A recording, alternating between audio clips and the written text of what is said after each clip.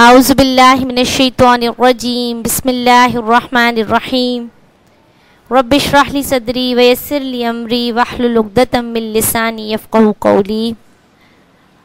تمام ساتھیوں کو السلام علیکم ورحمۃ اللہ وبرکاتہ۔ آج ہمارا جو موضوع ہے وہ ہے یہ پرچموں میں عظیم پرچم عطائے رب کریم پرچم، ہمارا پیارا پرچم پاکستانی پرچم۔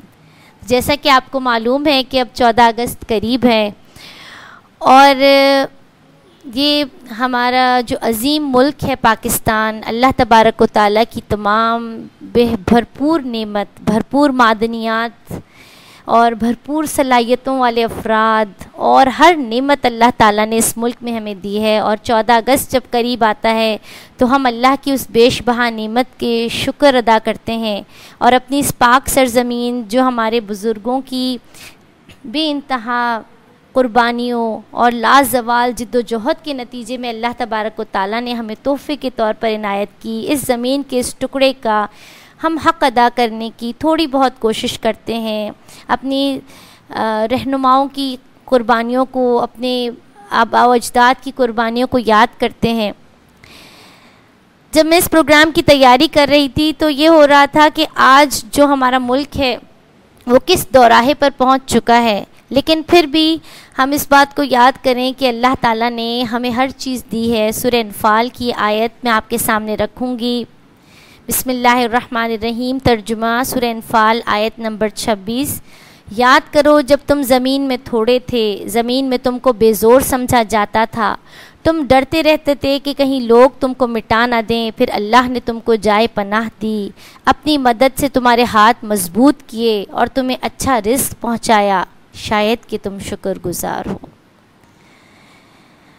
اس آیت کا پس منظر جو ہے اس وقت کو یاد کرنے کا ہے جب مکہ میں مسلمان تھوڑے تھے اور پھر انہوں نے مدینہ ہجرت کی، اور پھر اللہ تبارک و تعالیٰ نے غزوہ بدر میں انہیں فتح عطا کی اور انہیں جائے پناہ بھی دی اور ان کے ہاتھ بھی مضبوط کیے۔ لیکن آج ہم جب پاکستان پر رکھ کر اس کو دیکھتے ہیں تو آپ دیکھیں کہ ہمارا پاک سرزمین پاکستان اور مدینہ طیبہ کی وہ اسلامی فلاحی ریاست جو نبی کریم صلی اللہ علیہ وسلم نے بنائی، ان دونوں کے درمیان ایک بہت خوبصورت تعلق موجود ہے۔ یہ تعلق ایک پاک سرزمین کی حیثیت سے ناموں کا بھی ہے، اور یہ تعلق اس سے زیادہ مضبوط ہے کہ مدینہ طیبہ جو ہے وہ بھی اسلام کے نام پر بنائی گئی، اور اسلام کو نافذ کرنے کے لیے نبی کریم صلی اللہ علیہ وسلم نے اس دین کو نافذ کر کے دکھایا اس سرزمین میں۔ اور آج ملک پاکستان جو ہمارے آباء و اجداد نے اتنی قربانیوں کے بعد حاصل کیا، اس کا مقصد، اس کے پیچھے جو نظریہ، اس کے پیچھے بناتے وقت جو نعرہ، جو کلمہ تھا، وہ بھی یہی تھا، پاکستان کا مطلب کیا؟ لا الہ الا اللہ محمد رسول اللہ۔ تو در حقیقت ہم دیکھیں کہ پاکستان اور مدینہ طیبہ دونوں جو اپنے وقت کی ریاستیں تھیں، ان میں جو اپنے مدینہ طیبہ اور پاکستان میں جو مماثلت ہے وہ یہ کلمہ طیبہ ہے۔ جب ہم اپنے ملک کا جائزہ لیتے ہیں اور اس پاکستان کا دنیا میں مقام دیکھتے ہیں تو ہم سب کو یہ معلوم ہے کہ یہ بہترین خطہ زمین اور بہترین وسائل سے مالا مال ہے۔ ہمارا ملک جس میں چاروں طرح کے موسم موجود ہیں، یہ ہمارا ملک جہاں پہ بندرگاہیں ہیں، دریا ہیں، سمندر ہیں، گیس ہے، پٹرول ہے، ہر طرح کے پھل اور میوے ہیں۔ کچھ ریسرچ کے بعد میں یہ چیز آپ کے سامنے رکھتی ہوں کہ پاکستان دنیا کے تیسرے نمبر کے بڑے کوئلے کے ذخائر پاکستان میں موجود ہیں۔ اسی طرح 5ویں نمبر کے سونے کے ذخائر پاکستان میں موجود ہیں۔ دنیا کے 7ویں نمبر کے کاپر کے ذخائر ہمارے پاس ہیں، اور چوتھا بڑا پیٹرول کا پیداواری ملک ہے پاکستان۔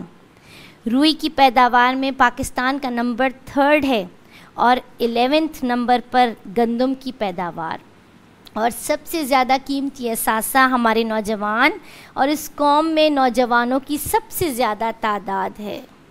تو یہ وہ مقام ہے جو پاکستان کا، ہمارے اس عظیم ملک کا مقام ہے دنیا میں۔ اب ہم اس بات پہ غور کریں کہ یہ جو ہمارا ملک ہے جس کے لیے اتنی تحریک برپا ہوئی، اس کو بنانے کا مقصد کیا تھا؟ کیا اس کو بنانے کا مقصد صرف یہ سستی روٹی، پکی سڑکیں، اچھی بسیں، اونچی عمارتیں، خوبصورت مساجد، ایسے شاندار اسٹیڈیم، یہ تھا یہ مقصد پاکستان بنانے کا؟ نہیں پیاری بہنوں، وہ پاکستان جس کا خواب دیکھا گیا تھا، وہ پاکستان جو ملت اسلامیہ کی امنگوں کا ترجمان تھا، اس پاکستان جسے اسلام کی تجربہ کہا گیا تھا، اس کا مقصد اللہ کی زمین پر اللہ کے نظام کی حکمرانی ہو۔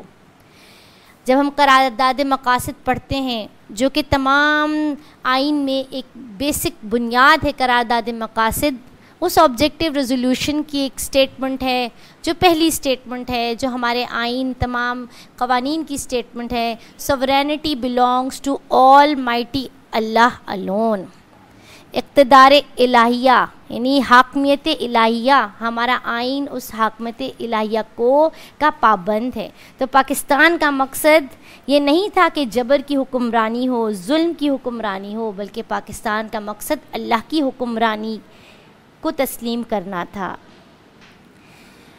کیا آپ نے آج کے پاکستان پر غور کیا؟ ہم دیکھتے ہیں کہ ہمارے پاس بجلی غائب ہوتی ہے، لوڈ شیڈنگ ہوتی ہے، لیکن اس کے باوجود ہمارے بجلی کے بل بہت زیادہ آتے ہیں۔ ہم جب کھانا پکانے کھڑے ہوتے ہیں تو گیس غائب ہوتی ہے۔ جب ہم بازار جاتے ہیں تو اشیاء جو پہلے ہمیں سستی ملا کرتی تھی وہ رمضان میں ڈبل، اور رمضان کے بعد بھی اس کی قیمتیں اتنی چڑھ جاتی ہیں۔ ہم پانی کا ٹیکس بھی بھرتے ہیں لیکن ہماری لائنوں میں پانی نہیں آتا۔ سالہ سال سے ہمارے روڈ جو ٹوٹے تھے بارشوں میں وہ آج بھی ٹوٹے ہوئے ہیں، مین ہولز پر گٹر کے ڈھکن غائب ہیں، اور سڑکوں کے کنارے لوگوں نے ناجائز تجاوزات بنا رکھے ہیں۔ پھر ہم یہ دیکھتے ہیں کہ دفتروں کے چکر لگانے کے باوجود جائز کام نہیں ہوتے، اسکولوں میں فیسوں کی ادائیگی کے باوجود ہمارے تعلیم کا معیار کم ہے، ٹیوشن سینٹرز، پرائیویٹ کلینکس ہمارے پاس آباد ہیں، سرکاری اسپتالوں میں علاج کا کوئی فائدہ نہیں، کوئی نہیں لے جاتا سرکاری اسپتالوں میں علاج کے لیے سوائے غریب کے جو اس کو افورڈ نہ کر سکے۔ ہر چیز میں ملاوٹ، دودھ میں ملاوٹ، مسالوں میں ملاوٹ، تیل میں ملاوٹ۔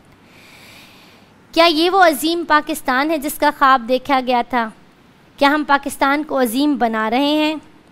اس سب کو ہم کیا کہیں گے؟ یہ وہ ناسور ہے جس نے ہمارے ملک کو تباہ کر دیا ہے۔ تو آج کے پاکستان میں کرپشن ہے، بدعنوانی ہے، کرپٹ حکمران ہے۔ کرپشن کو عرف عام میں آپ سب جانتے ہیں، الحمدللہ ہمارا یوتھ بھی سب کچھ جانتا ہے، ہمارے خواتین بھی سب کچھ جانتے ہیں، ہمارے مسائل سے بھی آگاہ ہیں۔ اگر ہم کرپشن کو ڈیفائن کرنا چاہیں تو اس کی سمپل سی ڈیفینیشن تو یہ ہے کہ رشوت یا مالی باضابطگی یا خرد برد، لیکن اپنی اصل کے اعتبار سے اگر ہم دیکھیں تو یہ لفظ حق، انصاف، وفاداری، امانت و دیانت اور حسن اخلاق کی ضد ہے۔ کرپٹ شخص ایک ایسا شخص ہے جو اپنے خالق اور اخلاقی اقدار سے کٹا ہوا ہے۔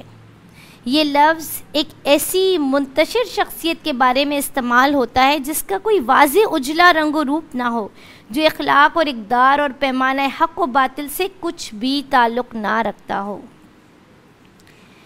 ٹرانسپیرنسی انٹرنیشنل نے بہت سارے انڈیکس پوائنٹس، اشاریے بدعنوانی کے جاری کیے، اور اس میں پچھلے 18 سال کے جو اشاریے ہیں اس میں پاکستان کرپشن کی بدترین کیفیت میں مبتلا ہے۔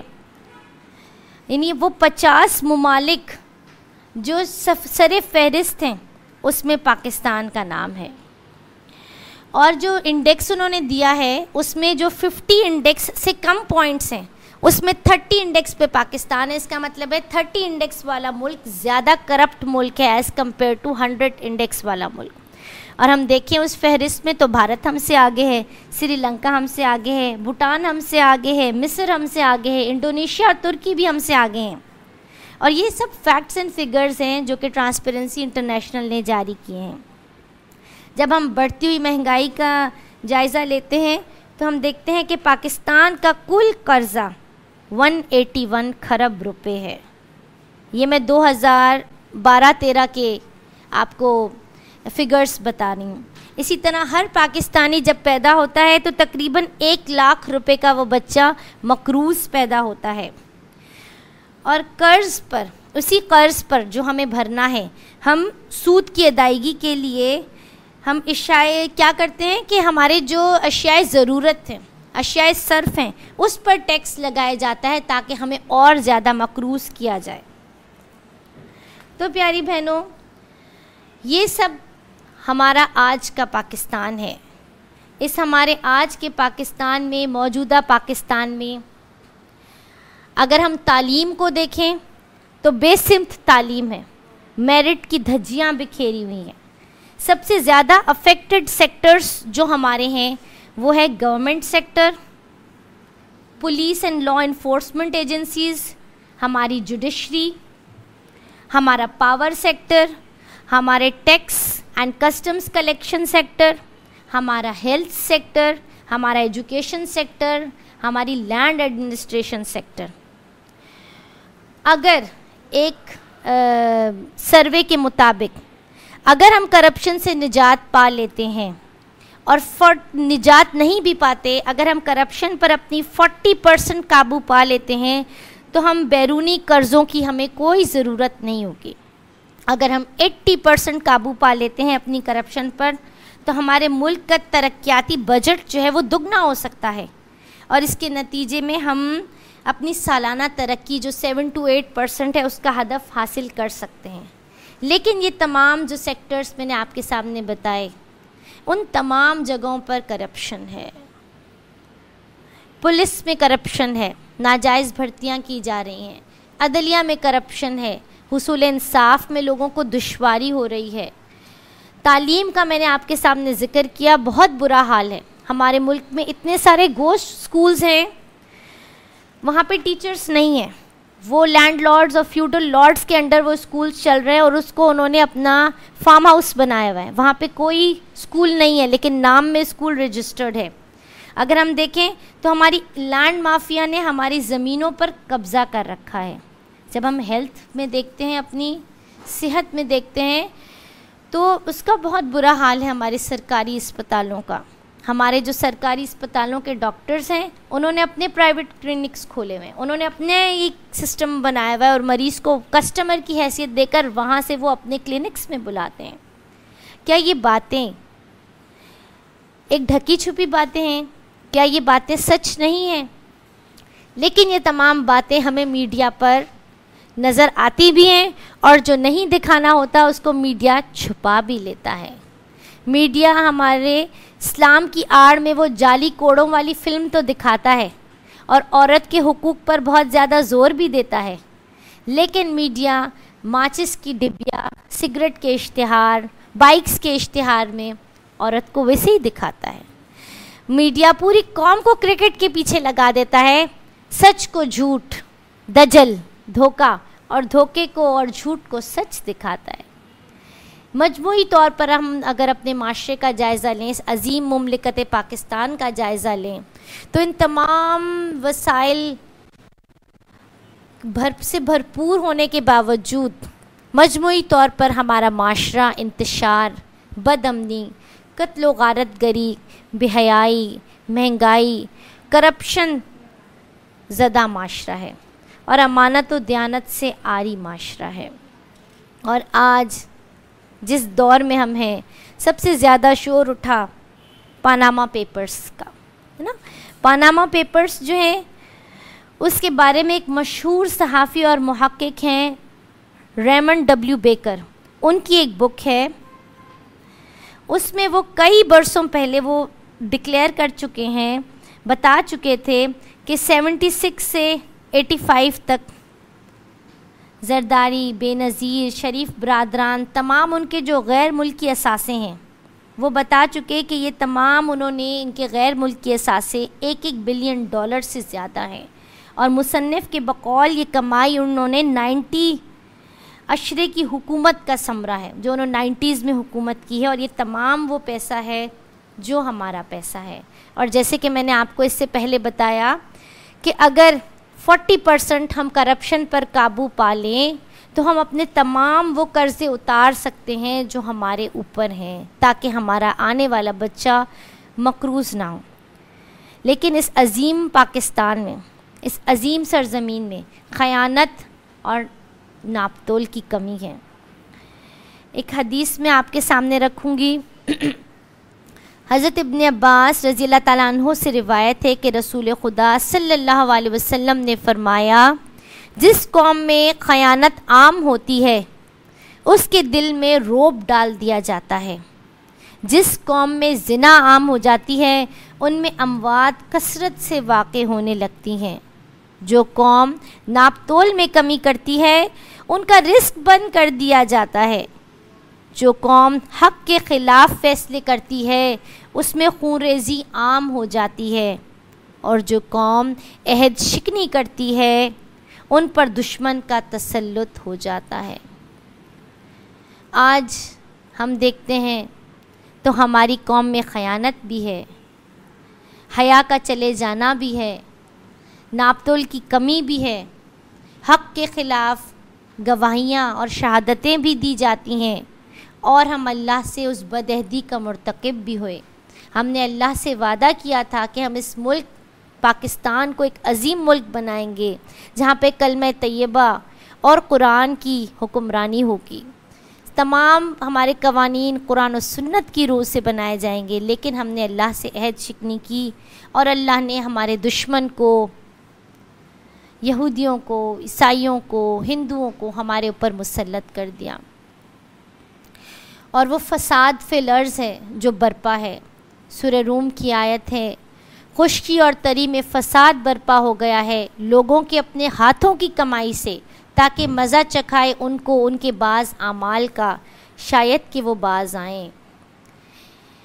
اسی طرح سورہ انفال کی آیت ہے، اور بچو اس فتنے سے جس کی شامت مخصوص طور پر صرف انہی لوگوں تک محدود نہ رہے گی جنہوں نے تم میں سے گناہ کیا ہو، اور جان رکھو کہ اللہ سخت سزا دینے والا ہے۔ گویا فساد فی الارض برپا ہے، ذمہ دار کون ہے؟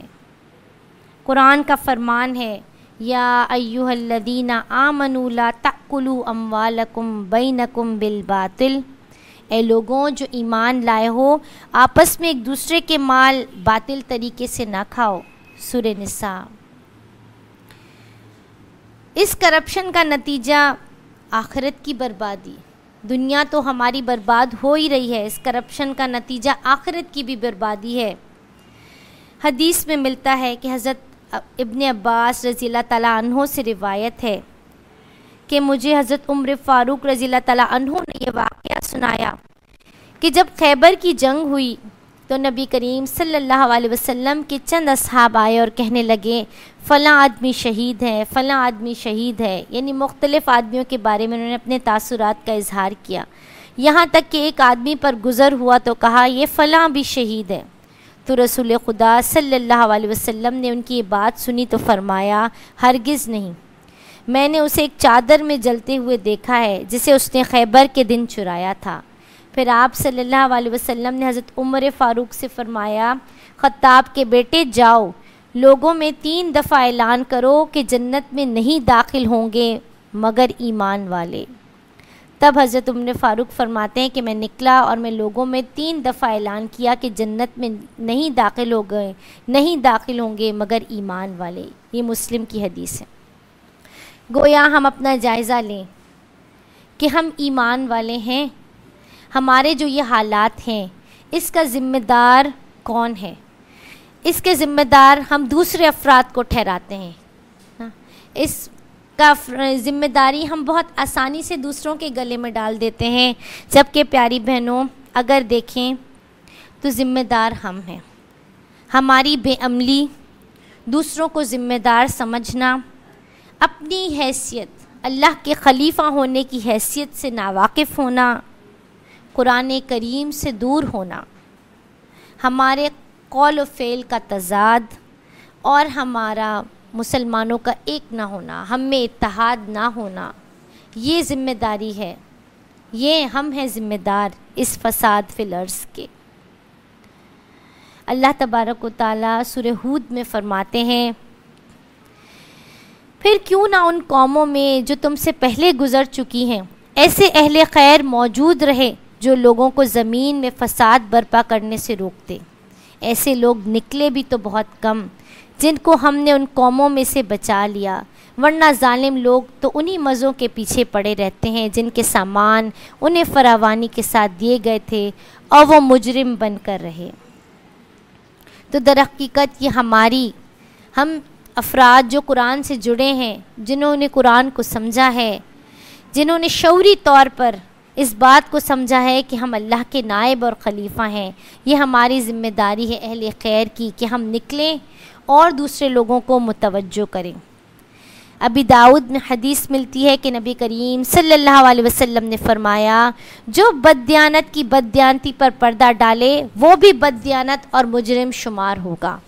اور یہ واقعہ ہم نے سنا ہے بنی اسرائیل کے اس فرد کا کہ جب عذاب شروع ہوتا ہے تو فرشتے سوال کرتے ہیں کہ اللہ، وہاں تو ایک ایسا شخص ہے جو دن رات تیری عبادت کرتا ہے. تو اللہ تبارک و تعالیٰ کہتے ہیں کہ اس کے گھر سے شروع کرو. مفہوم اس حدیث کا یہ ہے کہ جب اس کو میرے احکام کی خلاف ورزی ہوتی رہی زمین میں تو کیا اس کے ماتھے پر شکن تک نہ آئی؟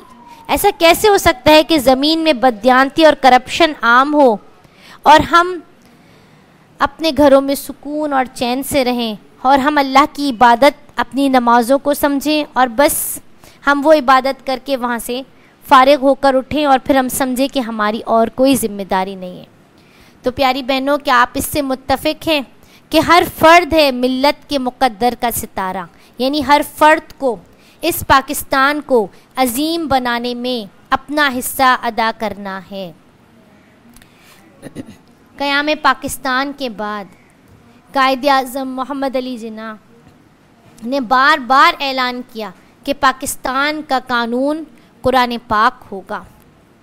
قائد اعظم محمد علی جناح جب خطاب کر رہے تھے آل انڈیا مسلم کونسل سے 21 اکتوبر 1939 تو انہوں نے یہ خطاب کیا اور انہوں نے کہا کہ میری زندگی کی واحد تمنا یہ ہے کہ مسلمانوں کو آزاد و سربلند دیکھوں.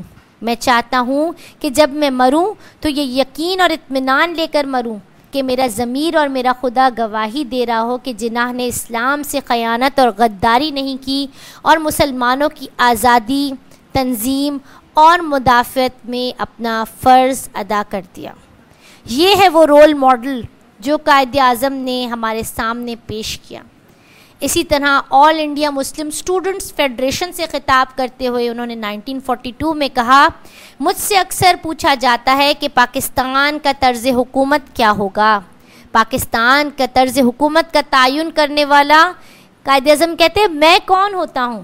مسلمانوں کا طرز حکومت آج سے 1300 سال قبل قرآن کریم نے وضاحت کے ساتھ بیان کر دیا. الحمدللہ قرآن مجید ہماری رہنمائی کے لیے موجود ہے اور قیامت تک موجود رہے گا. گویا قرآن کریم ہی وہ کتاب ہے جو پاکستان کا قانون ہے. اسی طرح انہوں نے مولانا مودودی رحمۃ اللہ علیہ کو پیغام بھیجا کہ میں مسجد کے لیے ایک ٹکڑا حاصل کر رہا ہوں، آپ اس کو چلانے کے لیے لوگ تیار کریں. تو گویا پاکستان کو قائد اعظم نے مماثلت دی مسجد کے ٹکڑے سے کہ وہ مسجد کا ٹکڑا ہے اور ہمیں اس کو چلانا ہے. وہ افراد ہمیں چاہیے جو کہ اس کی دیکھ بھال کے لیے، اس کو چلانے کے لیے نیک اور صالح ترین طبقہ چاہیے اس مسجد کو چلانے کے لیے. اگر ہم یہ کام کریں گے تو اللہ کے وعدے ہیں اور اگر ہم وہ کام نہیں کریں گے تو اللہ کا عذاب ہے. سورہ اعراف کی آیت کہ اگر بستیوں کے لوگ ایمان لاتے اور تقویٰ کی روش اختیار کرتے تو ہم ان پر آسمان اور زمین سے برکتوں کے دروازے کھول دیتے، مگر انہوں نے تو جھٹلایا، لہٰذا ہم نے اس بری کمائی کے حساب میں انہیں پکڑ لیا جو وہ سمیٹ رہے تھے.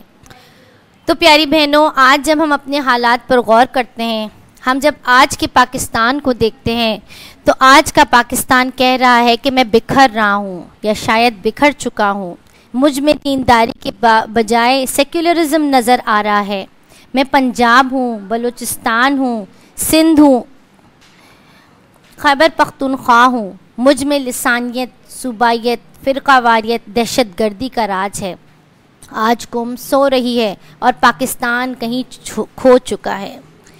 لیکن حدیث میں ملتا ہے ترمذی میں، مایوسی کفر ہے، اچھے حالات کا انتظار بہترین عبادت ہے۔ ہمیں وہ مستقبل کا عظیم پاکستان چاہیے جو ہم سے کہہ رہا ہو کہ لا الہ الا اللہ محمد الرسول اللہ میرے پاس نافذ ہے، میرے افراد میں تحمل و برداشت ہے، اخوت و بھائی چارگی ہے، میرے پاس عدل و انصاف قائم ہے، میرے پاس تعلیم کا بہترین نظام ہے، کرپشن ختم ہو چکی ہے، آج میں خوشحال ہوں۔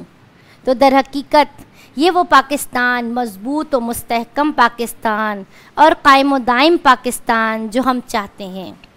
تلاش نہ ہے اسی وطن کو، اساس تھی جس کی لا الہ الا اللہ، لا الہ الا اللہ۔ امام مالک ترجمان القرآن میں لکھتے ہیں، اس امت کے آخری عہد کی اصلاح کبھی نہ ہوگی مگر اس طریقے کے اختیار کرنے سے جس سے اس کی اولین دور میں ترقی اور اصلاح ہوئی، اور وہ ہے قرآن۔ تو جب ہم عظیم پاکستان بنانا چاہتے ہیں تو اس پاکستان میں اس کا حل کیا ہے؟ سب سے پہلی بات پیاری بہنوں کہ اس عظیم پاکستان کو بنانے کے لیے جو ہمارے اندر ہماری قوم میں بدعہدی پھیل گئی ہے، دیانت و امانت کا فقدان ہے، اس کے لیے ہم توبہ کریں، استغفار کریں، اللہ کو کثرت سے یاد کریں اور اللہ سے دعا کریں۔ نہ صرف انفرادی طور پر اپنی ذات کی اصلاح کریں اور اس انفرادی توبہ کریں، بلکہ اجتماعی طور پر بھی ہم اپنی اجتماعی توبہ کریں اور ہم اللہ کی طرف پلٹ آئیں۔ قرآن میں اللہ تعالیٰ فرماتے ہیں، اور اے میری قوم کے، حضرت یہ سورہ ہود کی آیت ہیں، انہوں نے فرمایا اپنی قوم سے، میری قوم کے لوگوں اپنے رب سے معافی چاہو، پھر اس کی طرف پلٹو، وہ تم پر آسمان کے دہانے کھول دے گا اور تمہاری موجودہ قوت پر مزید قوت کا اضافہ کرے گا، مجرموں کی طرح منہ نہ پھیرو۔ فَقُلْ تَسْتَغْفِرُوا رَبَّكُمْ إِنَّهُ كَانَ غَفَّارًا، میں نے کہا اپنے رب سے معافی مانگو، بے شک وہ بڑا معاف فرمانے والا ہے۔ اسی طرح قرآن کی آیت ہے، وَيَا قَوْمِ اسْتَغْفِرُوا رَبَّكُمْ ثُمَّ تُوبُوا إِلَيْهِ يُرْسِلِ السَّمَاءَ عَلَيْكُمْ مِدْرَارًا وَيَزِدْكُمْ قُوَّةً إِلَىٰ قُوَّتِكُمْ وَلَا تَتَوَلَّوْا مُجْرِمِينَ۔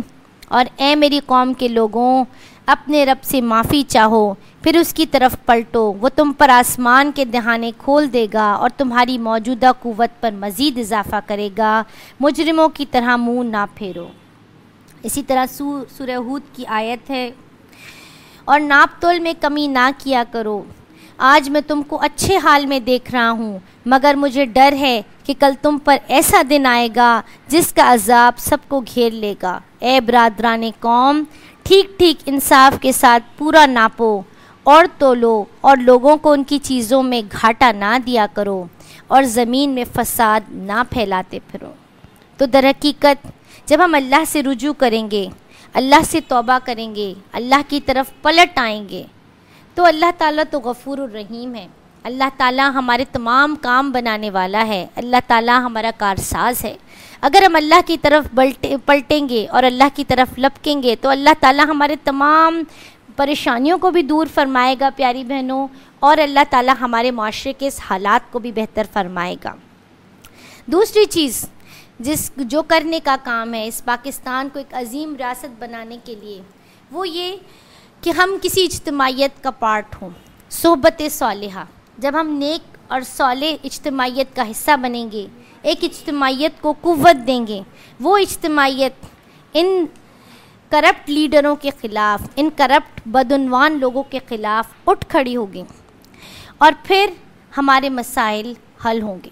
اگر ہم گھر میں بیٹھیں گے اور ہم سوچیں گے کہ گھر میں بیٹھ کر ہمارے تمام مسائل حل ہو جائیں اور ہم اللہ سے دعا کرتے رہیں، تو جو بات میں نے آپ کے سامنے رکھی، اجتماعی توبہ، قوم اجتماعی توبہ کرتی ہے نا، حضرت یونس علیہ السلام کی قوم نے اجتماعی توبہ کی، اللہ نے ان پر سے عذاب کو ٹال دیا۔ نا. تو اگر ہم اجتماعی توبہ کریں اور پھر ہم ایک اجتماعیت کا حصہ بنیں, اس کا دست و بازو بنیں, اس کا ساتھ دیں. میری بچیاں بھی ہیں نا, یعنی ینگ لڑکیاں بھی ہیں اور خواتین بھی ہیں, اور ہم ہمیشہ پوچھتے ہیں کہ ہمیں کوئی کرنے کا کام دیا جائے, ہم اپنے ملک کی خدمت کر سکتے ہیں, ہمیں کوئی کرنے کا کام دیا جائے.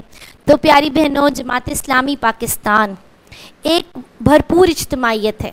ہمارا سلوگن ہے نا, ہمارا موٹو ہے ادخلوا فی السلم کافہ, آپ دین میں پورے کے پورے داخل ہوں, آپ ٹکڑے ٹکڑے نہ کریں اپنی دین کی. یہ میری گھر کی زندگی ہے, یہ میری باہر کی زندگی ہے, یہ میرے آفس کی زندگی, اس طرح ٹکڑوں میں بٹا ہوا, خانوں میں تقسیم ہوا ہوا فرد نہیں, بلکہ ایک فرد جو اپنی پوری زندگی میں اسلام کا نظام چاہتا ہو. وہ افراد وہ جڑیں اس اجتماعیت کے ساتھ.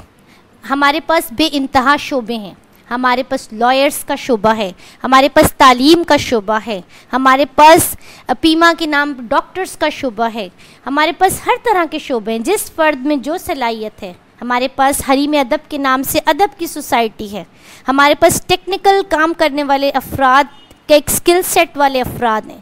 تو وہ بچیاں یا وہ خواتین جو کچھ کرنا چاہتی ہیں, تو وہ صحبت صالحہ, اس اجتماعیت کا حصہ بنیں.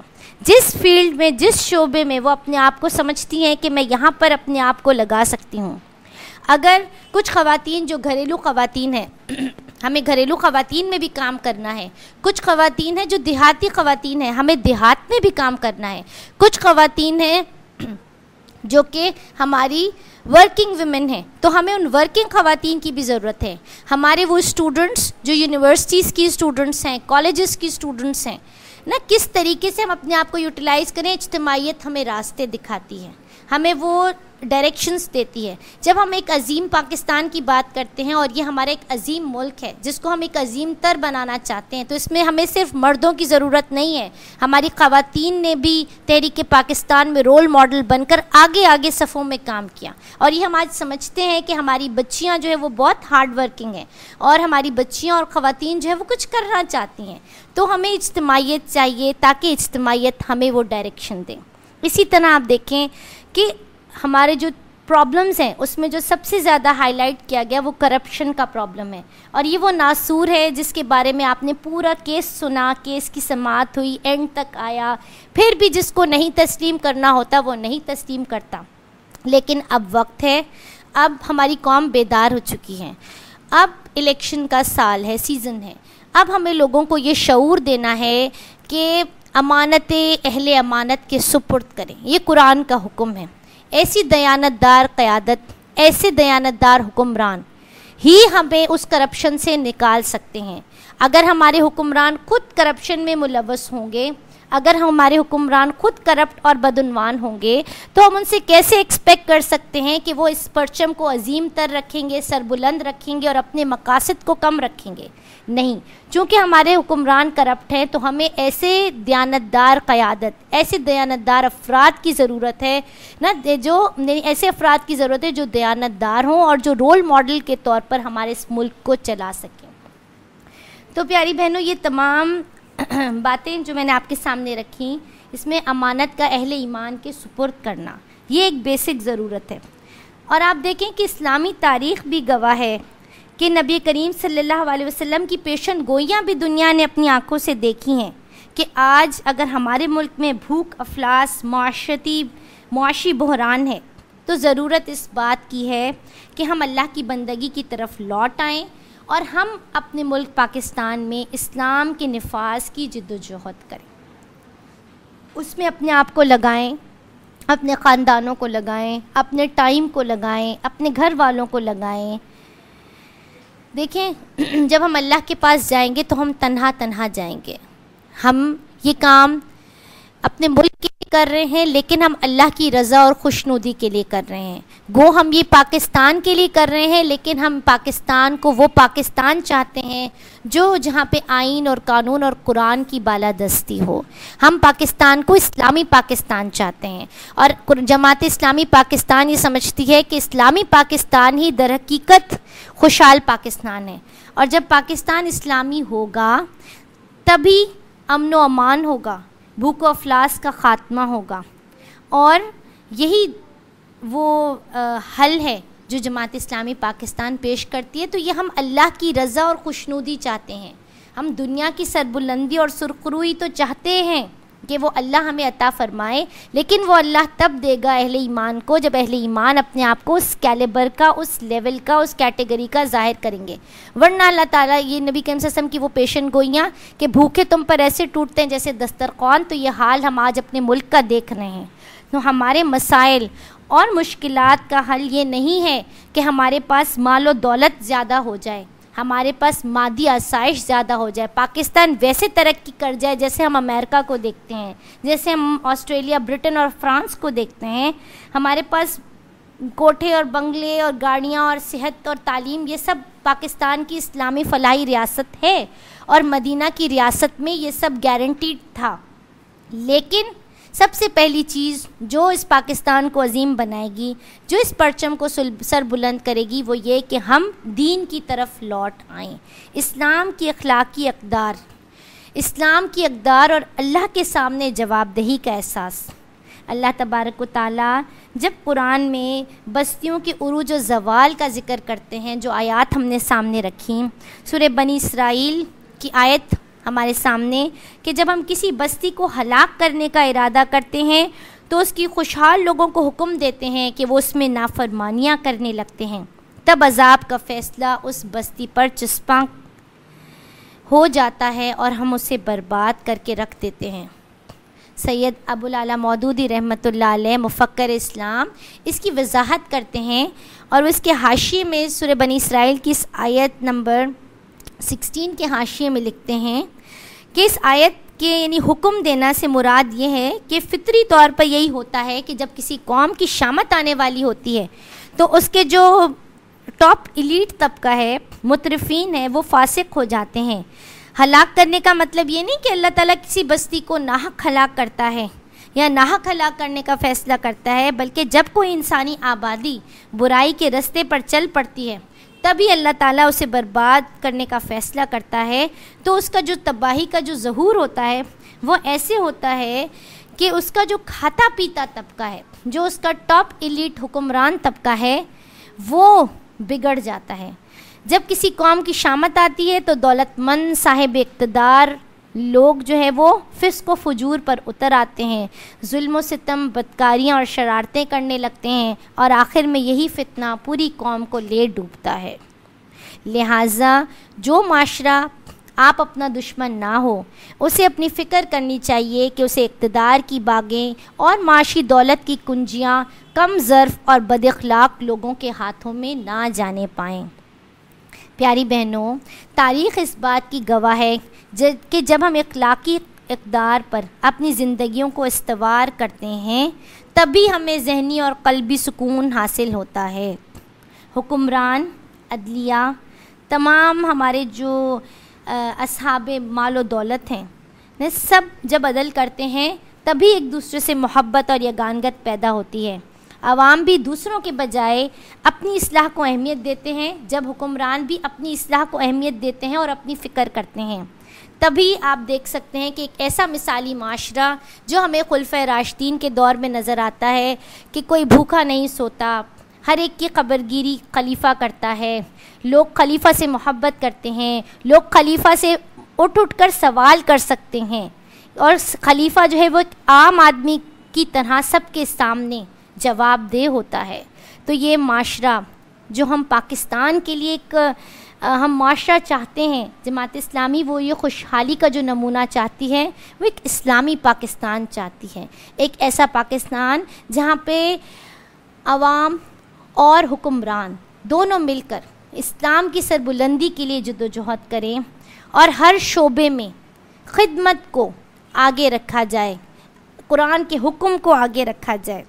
اور اس کے لیے جماعت اسلامی پاکستان کو آپ کا تعاون چاہیے، بچیوں کا، خواتین کا، بزرگوں کا، یعنی ینگ جنریشن کا، اسی طرح بچوں کا، ہر ایک جس طرح کنٹریبیوٹ کر سکتا ہے، رائٹرز کا، لائرز کا، جو فورم آپ کنٹریبیوٹ کر سکتے ہیں اس عظیم ملک کے لیے. دیکھیں یہاں پر ہم بہت ساری باتیں کر سکتے ہیں، اور صرف باتیں کرنا ہمارے ملک کا حل نہیں ہے، کیونکہ باتیں دیکھیں ٹاک شوز میں بھی بہت ساری باتیں ہوتی ہیں، ہے نا. باتوں سے ہم ایک اویئرنیس دے سکتے ہیں، ایک آگہی دے سکتے ہیں، لیکن ہمیں وہ افراد چاہیے جو اٹھ کر بڑھیں اور کام کرنے والے ہوں.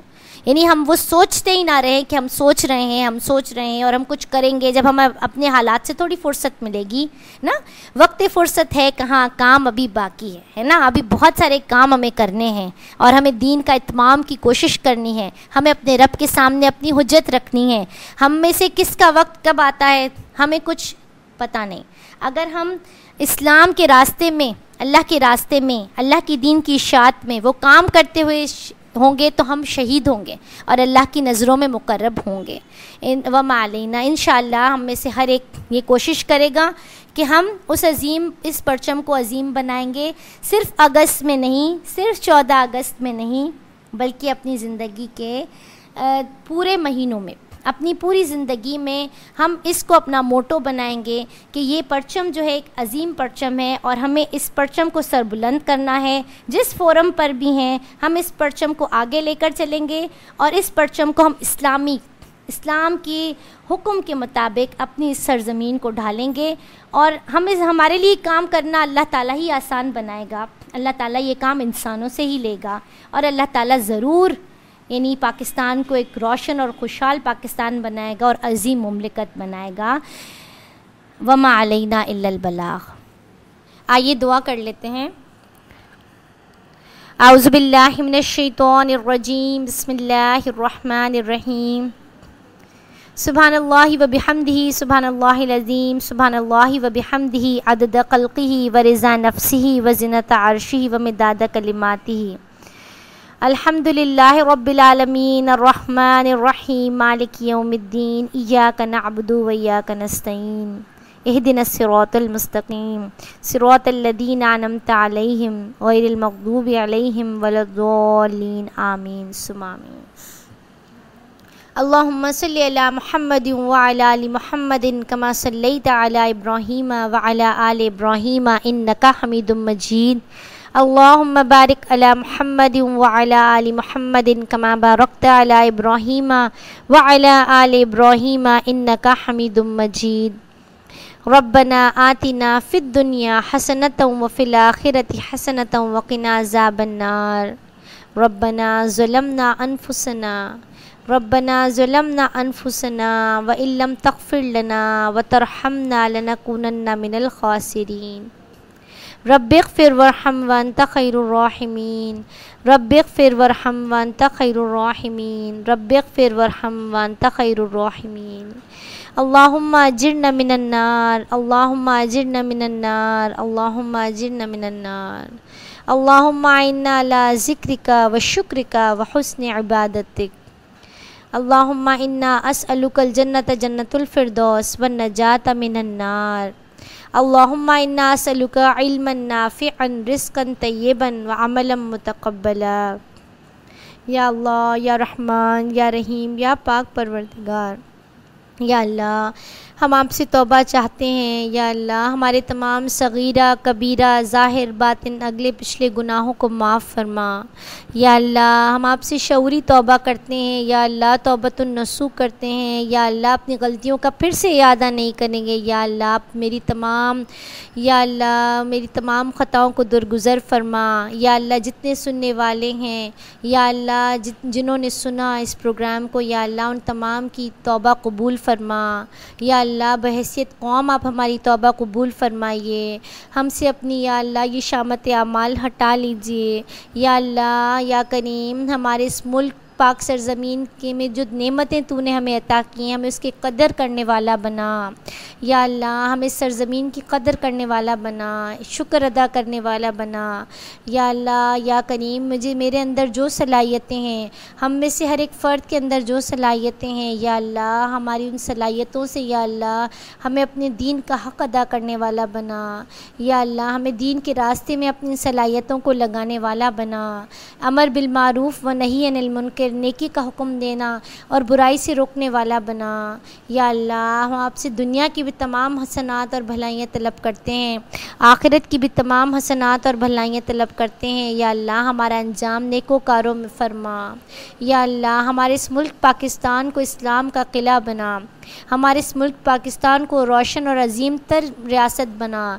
یا اللہ ہم ایٹمی قوت ہیں، یا اللہ یا کریم ہمیں اس قوت کو یا اللہ اسلام کے راستے میں استعمال کرنے والا بنا۔ یا اللہ اس ایٹمی قوت سے ہمارے دشمنوں کے دلوں میں ہمارا رعب ڈال دیجئے۔ یا اللہ ہمیں تمام یا اللہ داخلی اور بیرونی یا اللہ جتنے بھی خطرات ہمارے ملک کو لاحق ہیں یا اللہ اس سے ہماری حفاظت فرما۔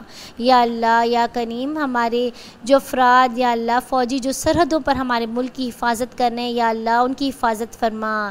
یا اللہ مجاہدین اسلام جو دین کی سربلندی کے لیے کوشش کر رہے ہیں یا اللہ آپ ان کی کوششوں میں ان کے حامی و مددگار بن جائیے۔ یا اللہ ان کی حفاظت فرما۔ یا اللہ ہمیں اپنا توکل نصیب فرما۔ یا اللہ حسبنا اللہ و نعم الوکیل، نعم المولا و نعم النصیر، آپ ہمارے کارساز بن جائیے۔ یا اللہ آپ ہماری یا اللہ تمام مصائب کو، مشکلات کو، تکالیف کو یا اللہ دور فرما دیجئے۔ یا اللہ ہم میں سے ہر فرد کی یا اللہ جو جائز دعائیں ہیں انہیں یا اللہ قبول فرما، جو پریشان حال ہیں ان کی پریشانیوں کو دور فرما، جو بیمار ہیں انہیں صحت و تندرستی عطا فرما، بیماری کا شائبہ تک نہ رہے۔ یا اللہ یا کریم ہمارے اس ملک پاکستان کو ترقی عطا فرما۔ یا اللہ ہمیں اپنی اصلاح کرنے والا بنا، تیری طرف رجوع کرنے والا بنا، قرآن کو تھامنے والا بنا۔ یا اللہ قرآن سے چمٹنے والا بنا۔ یا اللہ یا کریم ہمیں نبی کریم صلی اللہ علیہ وسلم کے اسوے پر عمل کرنے والا بنا، اپنی شدید محبت نصیب فرما، آپ صلی اللہ علیہ وسلم کے ہاتھوں جام کوثر پینا نصیب فرما۔ یا اللہ جب ہم آپ کے پاس آئیں تو اس حال میں کہ آپ ہم سے راضی ہوں، ہم اپنے انجام سے خوش ہوں۔ سبحان ربک رب العزت عما یصفون وسلام علی المرسلین والحمد للہ رب العالمین۔ اللہم صلی علی محمد وعلی آل محمد کما صلیت علی ابراہیم وعلی آل ابراہیم انک حمید مجید۔ اللہم بارک